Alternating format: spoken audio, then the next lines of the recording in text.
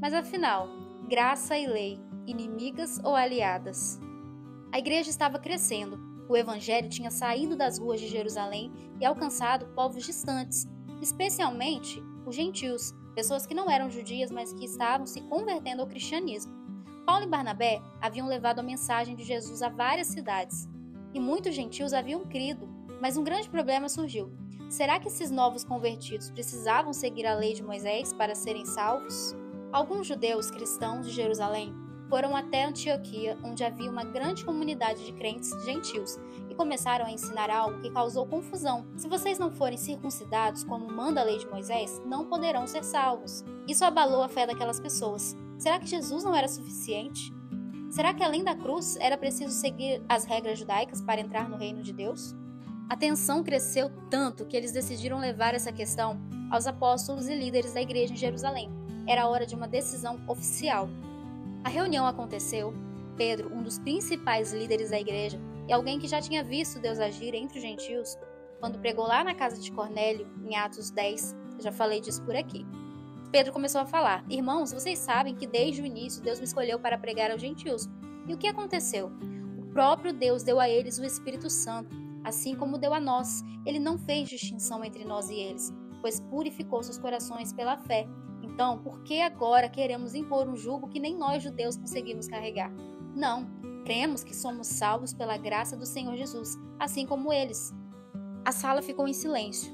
Isso fazia sentido. A salvação não vinha pelo cumprimento da lei, mas pela graça de Deus, pela fé em Jesus. Depois foi a vez de Tiago. Ele trouxe algo bem forte. Deus já havia prometido que os gentios fariam parte do seu povo. Isso está nas Escrituras. Não devemos dificultar a vida dos que estão se convertendo a Deus. Então chegaram a uma decisão.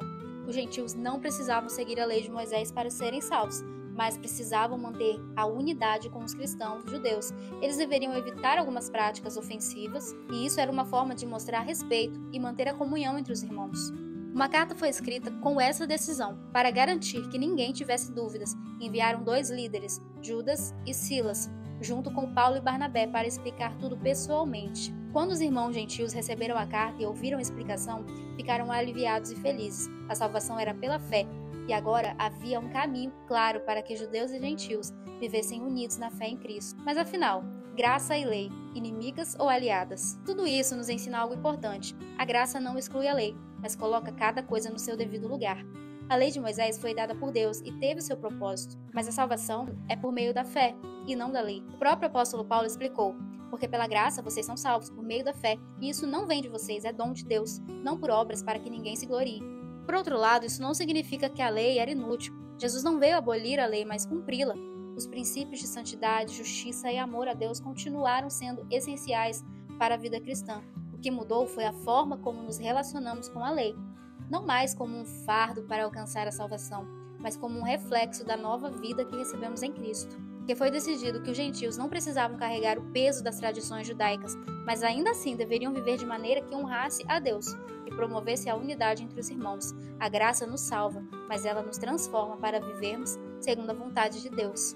O Evangelho não é um convite para viver sem regras, mas para viver em liberdade, guiados pelo Espírito Santo, sem o peso da condenação da lei, mas com o desejo de agradar a Deus. E essa verdade continua até hoje.